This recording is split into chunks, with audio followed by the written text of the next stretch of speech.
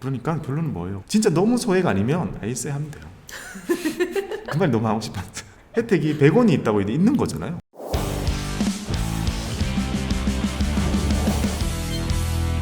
안녕하세요, 마늘님 반갑습니다. 안녕하세요. 이번에 ISA 영상과 건보료 관련해서 궁금한 게 많이 생기셨다고 들었습니다. 엄청나더라고요. 그러면 자, 출발해 보겠습니다. 쉽지 않을 것 같다는 생각이 들어요. 첫 번째 질문은 도대체 이 왜 이 난리가 났나 라고 봤더니 앞으로 분리과세 소득이 건보료에 포함된다. 그 내용이 신문기사에 있더라고요. 그렇죠. 근데 초보자인 제 입장에선 네. 이게 뭔 말이야 라는 생각이 들었죠. 뭘 분리하나? 뭘 분리했지? 이때까지? 라는 생각이 들었습니다. 이 의미가 무엇일까요? 자, 분리과세 소득이라는 것이 건보료를 산정하는 것에 이제 포함이 되게 되면서 어떻게 보면 지역 가입자들의 건보료 상승에 대한 우려가 생긴 거니까 이거는 알겠는데 문제는 이게 무슨 말이냐. 자, 설명드려 볼게요. 자, 내가 있죠. 내가 돈을 벌면요, 우리는 국세청에다가 세금을 내요. 그리고 이렇게 조금 떨어져 있는 건보공단에서요, 나라는 사람한테 건보료를 매기기 위해서 자체적으로 기준을 만들고 산정을 하고 있겠죠. 당연히 내가 얼마를 버는지는 여기 있잖아요. 요거를 가지고 오면 돼요. 가지고 오면 되는데 이 과정에서 포함을 시켜주는 것도 있고 더 빼는 것도 있고, 즉 기준이 다르다는 거예요. 여기서 잠깐, 아시는 분들은 아시겠지만 국세청에서 어느 정도의 정보가 건보공단으로 넘어가는지에 대해서는요, 많은 추측성 글들은 있었지만 정확한 답을 얻기는 사실 힘들었습니다. 그래서 오늘은 아주 원론적인 기준에서 설명을 드린 거고요. IS에 대한 소득 정보가 얼만큼 넘어가는지가 확실히 정해지게 되면 그때 꼭 알려드릴게요. 금융소득이 얼마인지 그냥 수치만 가지고 온다고 보면 되잖아요. 그럼 여기서 계산할 때 포함시켜주는 그런 수치가 조금씩 다르기 때문에 우리가 어려운 거거든요. 그러면 대표적으로 국세청에서는 자, 이자 배당, 우리가 가장 많이 볼 수 있는 이자 배당이 2천만 원이 넘지 않으면 분리과세 해줘요. 자, 이 말이 되게 어려울 수 있는데, 분리를 한다는 말 자체가 나의 소득 다른 것과 합치지 않는다는 것 뜻하고, 합치면 어쨌든 더 커지잖아요. 항상 세율이 더 커지는 걸 의미하는데 2천까지 안 벌면 내가 버는 다른 것들이랑은 합치지 않겠다, 항상 분리해서 계산을 해준단 말이죠. 그 계산이 15.4예요. 그래서 우리는 항상 15.4, 15.4라고 하는 건 분리해주기 때문에 누구나 동일한 세율을 내는 거예요. 근데 건보공단에서는요, 이 2천까지 봐줬어요, 똑같이. 근데 이게 1,000으로 내려왔어요. 최근에요? 작년에요. 그럼 어떤 일이 생겼냐? 옛날에는 이자 배당 실컷 받다가 2천 안 넘게 맞추면 됐어요. 근데 건보료는 오를 수 있는 거예요. 그럼 1,000을 맞춰야 되죠. 그래서 자, 분리과세 소득이 1,000만 원이 넘어가게 되면 건보료 계산에 모두 포함이 되게 되고 건보료가 확 올라갈 수 있는 가능성을 만들어낸 거죠. 그러면 봐봐요. 원래 1,500 정도 맞추던 사람은 여전히 세금을 더 내진 않아요. 건보료 고르겠죠. 그러니까 우리는 ISA 할 때 1,000을 맞춰야 되는데, ISA는 기본적으로 200까지 비과세 해주는 게 있잖아요. 네. 그래서 우리는 이거 두 개를 합쳐가지고 1,200으로 기억하면 되는 거죠. 아, 그럼 이거는 지역 가입자이신 분들만 해당인 거예요? 네. 아, 직장 가입자는 숫자 뭐만 기억하면 돼요? 3,400. 그쵸. 그때 배웠던 3,400. 이거 안 넣으면 아무도 안 생기니까 신경 쓸 거 없어요. 근데 지역 가입자는 1,200이죠. 쉽게 생길 수 있죠. ISA로 몇 년 투자해가지고 번 돈이 이자 배당으로 번 돈만 해도 1,200 금방 넘을 수도 있기 때문에 이제 신경 써야 되는 거고요. 그럼 여기에서 주식 매매 차익은 다 상관이 없는 거예요? 네, 주식의 매매 차익은요, 헷갈리는 이유는 여기 계좌 안에서 번다고 하더라도 분리과세랑 말이 전혀 다르죠. 그거는 비과세 소득이죠. 비과세 소득이라는 건 그 어디서도 세금을 물리지 않기 때문에 여기서도 물리지 않고 여기서도 계산할 때 포함시키지 않아요. 아예 논외로 하면 돼요. 심플하게 결론 내줄게요. 내가 직장에 다니느냐 다니지 않는 지역가입자이냐에 따라서 다르고, 기억해야 될 것은 직장가입자는 3,400 안 넘으면 되고 지역가입자는 1,200 안 넘으면 자, 분리과세 이런 거 상관없이 건보료는 오르지 않아요. 자, 이 3,400은 직장에서 받는 거 외의 소득을 말하거든요. 그러면 여기는 당연히 부업으로 하는 사업소득 포함이 되고요, 그리고 금융소득 이런 거 포함이 되거든요. 지금 여기에 우리가 집중하고 있는 건데, 이 금융소득으로 잡히는 것 자체에 주식의 매매 차익, 양도 차익이라고 하는 그 부분은 아예 제외거든요. 그래서 사람들이 제일 많이 걱정했던 거는 2023년이 되면 주식도 과세소득으로 바뀌잖아요. 네. 그러면 여기에 포함되기 시작하면 걱정이 되는 일이 생기는 거잖아요. 근데 이것조차 계속 여기서 포함 안 시키겠다고 결정이 난 거예요. ISA 내에서 한다면 계속 비과세 소득으로 되고 금융자산에 포함이 되는 거는 당연히 과세 소득이랑 분리과세 소득 이렇게만 포함을 해요. 비과세라고 돼 있는 애는 빼는 거죠.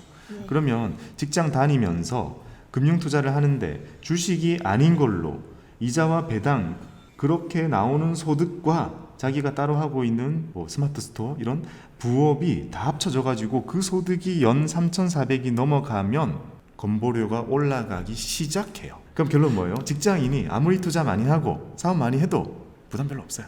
그럼 지역가입자는요? 너무 액수가 적다. 이것도 그나마 허들이라는 거 있는 것이고 원래 버는 족족 올라가요. 직장 가입자처럼 회사가 내주지도 않죠. 네. 소득이 올라도 부동산을 사도 재산이 올라도 차를 바꿔도 계속 올라대고 오르는 족족 여기에 대해서 건보료가 오르는 구조죠. 근데 여기 있는 이 소득에 포함시켜주는 것 중에 분리과세 되는 것들은 1,000까지는 안 시킨다는 거죠. 네. 포함 안 시켜요. 그럼 당연히 미리 말씀 안 드렸지만 당연히 비과세는 미리 빼는 거예요. 1,200이잖아요. 1,200, 2,000은 뭐예요? 아, 이 비과세 한도 200 깔아주는 거. 아, ISA에서 200 깔아주잖아요. 즉 지역가입자는 1,200 안 넘으면 됩니다. 두 번째 질문 뭔가요? 만약에 제가 주부예요. 주부? 또는 은퇴했어요. 그러면 직장 가입자 밑에 딸려 있으면 직장 가입자예요? 아니면은 지역 가입자예요? 피부양자죠. 제3이에요? 제3의 피부양자예요? 네. 그러면 피부양자 입장에서 ISA를 지금 어떻게 바라봐야 되는지 좀 정리를 하면 되겠네요. 네네. 피부양자는 직장 가입자의 형제, 자매, 부모, 자녀 이런 사람들이 소득이 없거나 그렇다면 당연히 건보료 내기 힘들겠죠. 부양하는 사람을 데리고 있는 거예요. 피부양자는 따로 우리가 내는 건보료를 안 낸단 말이에요. 그럼 이 유지하고 싶을 거 아니에요. 네. 근데 실제로 이 사람들이 소득이 크거나 또는 재산이 있거나 건물을 가지고 있다. 근데 당장 은퇴했거나 직업이 없다는 이유로 건보료를 안 내서는 안 되겠죠. 그래서 이 피부양자의 이런 조건들이 다 정해져 있는데 그게 충족이 되어야 여기 남아 있을 수 있고 이게 뭔가가 좀 더 있다고 생각이 들면 이게 끊겨요. 퉁 튀어나와서 독립적인 지역가입자가 되죠. 그러면 당연히 지역가입자가 되면 건보료 부담이 올라가게 될 거고요. 근데 여기서는 우리가 배워야 되는 건 뭐냐면요. 지금까지 알려드렸던 것보다 한 단계 더 깊은 걸 배워야 되는 부분이거든요. 직장가입자, 지역가입자를 우리가 배운 게 아니라 그 밑에 피부양자의 유지 조건이라는 걸 따로 배워야 돼요. 자, 이 중에서 우리가 신경 쓰고 있는 건 여기죠. 자, 소득이 이거 근데 허들이 좀 높아요. 이것도 3,400이에요. 이자 배당에서 3,400이에요? 똑같이? 아니면 주식 매매 차익도 포함이에요? 주식 매매 차익은 항상 제외예요. 2023년 후에도 ISA에서 주식 매매 차익 하면 계속 제외예요. 아, 그러면 전업주부가 주식으로 3,400 이상 벌어도 전혀 상관이 없는 거네요. 건보료는? 네. 아. 근데 만약에 2023년 이후에 ISA가 아닌 다른 곳에서 막 해가지고 돈을 막 벌면 소득이 잡히죠 이제. 네. 아니면 다른 사업 해가지고 뭐가 됐든 올라가는 것들이 모여가지고 3,400이 넘어가잖아요. 그러면 피부양자 자격이 박탈되고 단독으로 지역가입자 그걸 내야 돼요. 이 박탈되는 기준들을 제가 건보 사이트에서 가지고 왔어요. 혹시 여기에 민감하신 분들, 지금 걱정이신 분들은 귀에 쏙쏙 들어올 수도 있으니까 몇 개만 찝어드리고 갈게요. 소득의 합계가 연간 3,400만 원 이하 쉽죠. 그 다음에 사업자 등록이 되어 있지 않는 사람이라면 500만 원 이상 벌면 안 돼요. 사업자를 낸 사람은 소득이 없어야 돼요. 1원도 없어야 돼요. 세 번째 질문은 뭔가요? 이제 건보료를 넘어서 세금에 대한 질문인데요. 네. 2023년에 금융투자 소득세라는 게 생기잖아요. 네. 그러면 위탁 계좌에서 투자를 하는 사람하고 ISA 계좌에서 투자를 하는 사람하고 어떤 차이가 생기는지 그것이 궁금합니다. 위탁 계좌에서 ISA에서 버는 돈은 되게 다양하고 비슷해요. 대표적으로 이자 배당 나오는 것들이 있죠. 자, 어떤 것들이냐면 RP, 발행어음, 그리고 일반적인 주식이 아닌 펀드들, 해외 투자되는 코덱스, 나스닥, 타이거, S&P 500 전부 다 이자 배당 소득세를 내는 친구들이에요. 그럼 요거랑 딱 가장 대비되는 게 뭐죠? 주식의 매매 차익이잖아요. 요거는 항상 이거였죠. 자, ISA를 볼게요. 지금 기준으로 보는 거예요. 지금 우선에 2021년 기준으로 보면 자, 이자 배당 200 공제 후에 9.9조 얘는 요거 이제 알겠죠. 그 다음에 주식의 매매 차이 여전히 이렇죠. 그러니까 우리는 주식만 할 거면 똑같은 거예요. 지금 굳이 IS를 할 필요 없어 보이죠. 그러면 이제 시점을 좀 바꿔가지고 이제 2023년이 됐어요. 어떤 부분이 달라지느냐? 이게 아니라 5천이라는 게 공제가 생기고 22% 세금이 생겨요. 그리고 중요한 건 제가 영상에서 한마디로 말씀드렸던 것은 자, ISA에서 이렇게 버는 것들 여기에 포함 안 시키는 거예요. 그러면 우리에게는요 크게 두 가지의 바구니가 생기는 거예요. 돈을 버는 거를 해마다 기준으로 5천까지 안 벌면 그래도 신경 안 써도 되는 바구니가 하나 생기는 거고, 하나는 몇 년 동안 했다가 한 번에 없애는 거긴 한데 어쨌든 해마다 2천까지 넣을 수 있는 바구니가 따로 생기는 거예요. 그러면 우리는 이 두 가지를 적절히 잘 활용하는 것이 좋겠죠. 그러면 우리가 기본적으로 상당히 소액 투자자다 그러면요, 소액 투자자도 나누는 게 나을 것 같아요. 소액인데 주식을 완전히 메인으로 해서 배당도 거의 안 받고 주식 차익만 노리시는 분에게는 이 위탁 계좌와 ISA 계좌가 거의 차별점 별로 없어요. 어차피 5천만 원 이상을 매매 차익으로 낼 가능성이 거의 없으니까. 네. 여기서도 비과세고 여기서도 비과세고 이자 배당 할인해 주는 걸 혜택 거의 없잖아요, 이분께는. 네. 하지만 다양한 자산을 투자하시는 분, 이 다양한이라는 거 속에는 ETF 들어가고 펀드 들어가고 예금, 적금, RP 등등 주식 매매 차익 빼고는 다 해당이 되는 거예요. 그래서 이런 분들은 당연히 ISA가 더 유리해지죠. 소액이라고 해도 어쨌든 ISA가 저는 유리하다고 봐지고요. 이제 좀 더 고액으로 가게 되면 여기서 고액의 기준은 내가 투자를 하면서 매매 차익이 진짜 5천이라는 돈도 넘볼 수 있을 만큼 어느 정도 크다. 그러면 당연히 ISA를 택해야겠죠. 자, 그러면 여기서 고액, 야 주식으로 1년에 5천 벌려면 나랑은 상관없는 걸까? 라고 생각하는 분들이 많겠죠. 네. 근데 가만히 잘 생각해보면 누구나 여기 좀 해당이 될 수 있어요. 자, 여기는 금융투자소득세잖아요. 이거는 연단위거든요. 연단위. 이거는 1년 단위로 끊어가는 거예요. 근데 ISA는 한 번이잖아요. 이게 3년이 될 수도 있고 5년이 될 수도 있고 7년이 될 수도 있고 10년이 될 수 있는 건 사람마다 다른데 이 기간 동안 모으는 돈이 또는 그걸로 인해서 발생한 돈이 5천이 찍힐 수 있거든요. 자, 대표적으로 나는 한 달에 만약에 한 50만 원 저축하는 사람이다. 1년이 600이잖아요. 네. 근데 만약에 5년 했다. 투자금이 3천이죠. 이미 나는 1,000만 원대에 투자를 하고 있는 사람이라면 매매 차익이 5천만 원도 생길 수 있죠. 주식은 알 수 없으니까. 그러니 이 고액이라는 것은 모아가는 사람도 고액이 될 수 있다. 이런 것도 가능성을 염두에 두시는 게 필요할 것 같아요. 그러니까 결론은 뭐예요? 진짜 너무 소액 아니면 ISA 하면 돼요. 그 말 너무 하고 싶었는데 혜택이 100원이 있다고 있는 거잖아요. 네. 네 번째 질문은 무엇인가요? ISA에서 해외 주식하고 해외 ETF 할 수 있나요? 아니요. 아예 못해요? 네. 그러면 국내에 상장돼 있는 해외 ETF도 못해요? 그건 할 수 있어요. 해외 주식은 안 되고 해외에 상장돼 있는 해외 ETF는 안 되고 국내에 상장돼 있는 해외 ETF는 또 돼요? 아, 되게 복잡하네. 국내 상장 해외 ETF는 되거든요. 어렵잖아요. 네. 사실 실제로 제가 옛날에 운용사 있을 때는 해외 투자라고 하면 헷갈려가지고 이걸 주로 뭘로 표현했냐면 역외라고 많이 표현을 했거든요. 역외? 네. 이게 더 어렵나요? 네, 알겠습니다.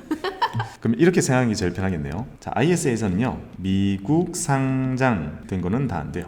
뭐가 있죠? 애플, 아마존, 마이크로소프트 다 안 되고 해외 상장되어 있는 ETF 뭐 SPY, QQQ 뭐 이런 거 사람들이 많이 찾거든요. 그거 다 안 돼요. ISA에서 해외 투자가 안 되냐? 그렇진 않잖아요. ISA에서 해외 투자를 하려면 국내 상장된 해외 투자 ETF 대표적인 게 뭐가 있죠? 코덱스, 나스닥 또는 뭐 타이거, S&P 또는 킨덱스, 차이나 뭐 이런 것들이 있을 수 있겠죠. 그러니까 이런 거 딱 봤을 때 앞에 우리한테 익숙한 이거 다 한국 자산들이잖아요. 네. 이런 거는 다 되고 해외 거는 다 안 돼요. 그러니까 우리가 바로 앞에서 말씀드렸던 것처럼 야, 이러면 ISA가 웬만한 걸 해도 더 좋다면 위탁은 없애야 되나? 또는 위탁이 있던 거 다 옮겨야 되나? 생각이 드시겠지만 여기 딱 와보면 ISA에서 안 되는 거는 위탁에서 해야 되잖아요. 네. 그래서 해외 투자를 이런 방식이 아니라 직접 사시는 직구족이죠. 직구족. 이게 직구한다고 하거든요. 직구를 많이 하시는 분들은 ISA 외에 위탁 계좌를 꼭 가지고 계셔야 됩니다. 그래서 제가 다양한 영상이나 강연에도 그렇고 만일일기 때도 그렇고 계좌의 종류 세팅을 제가 이렇게 해드렸잖아요. CMA, 위탁, 그리고 연금, 저축 이렇게 3종 세트로 해드렸고 이제 좀 있으면 우리는 여기에 ISA를 추가하려고 하고 있죠. 그럼 궁극적으로는 이렇게 늘려가면서 풀 라인업을 갖추려고 하는 거는요. CMA 가지고 있고 위탁 계좌 가지고 있고 ISA를 추가하고 거기에 연금 저축이 있으면서 이것조차 다 차가지고 IRP를 열고 그 다음에 마지막으로 금현물까지 풀옵션을 만드는 거고요. 위탁에서는 해외 직구라고 할 수 있는 이런 종목들을 사야 되고 그 외에는 다 여기서 사게 되겠죠. 둘 다 필요해지는 이유가 됩니다. 해외 투자는 우리가 사실 아직 거기까지 얘기도 못 갔잖아요. 네. 근데 그때를 위해서 지금 만들어 놓은 위탁도 그대로 살려두게 되는 거죠. 그러면 우리는 이걸 들으시는 분들도요, 활용하면 좋은 게, 자, 요거 현금 관리하는 거죠. 요거 해외 투자하는 거죠. 직구하는 거. 그다음 그 외에는 다 여기서 하죠. 그다음에 연금저축 채워가고, 이게 다 찼다면 IRP까지 채워가고, 그다음에 그동안 위탁이나 ISA에서 금 투자를 ETF로 하셨다면 이왕이면 더 금현물에서 하시는 게 낫다고 생각이 됩니다. 이런 걸 다 합하면 이게 풀세트. 우리가 왜 접시 같은 거 살 때요, 풀세트 기준 있죠. 밥그릇 2개, 국그릇 2개, 생선 접시 뭐 하나, 이렇게 풀세트 있잖아요. 뭔가 풀세트의 느낌이 딱 요거예요. 지금은 이게 계속 달라져요. 또 새로운 게 생기고, 만약에 정말 더 좋은 계좌가 생기면 또 이 중에 어딘가는 없애거나 비중을 줄이고 새로운 것을 넣어야겠죠. 결국 우리한테 중요한 것은 다 계좌, 원 포트폴리오가 필요한 거예요. 되게 뭔가 명확해졌어요. 계좌는 여러 가지일 수 있죠. 왜냐? 계좌마다 주는 혜택이 다르다며, 목적이 다르다며. 하지만 정작 중요한 건 뭘까요? 계좌 수가 늘어나고 줄어들고 이걸 떠나서 절대 변하지 않는 나의 절대적인 자산 가치가 늘어나는 것을 쫓아야 되는 거죠. 포트폴리오 관리하는 방법, 이거는 제가 툴 이런 걸 만들어서 만들 읽기 때 계속 붙여드릴 테니까요. 그때까지는 나는 궁극적으로 내가 해야 되는 것은 다계좌 원포트구나, 이런 생각을 심어두시면 좋습니다. 그럼 오늘도 건보료에 대한 또는 세금에 대한 도움이 되셨으면 좋겠고요. IS와 함께 성투를 기원합니다.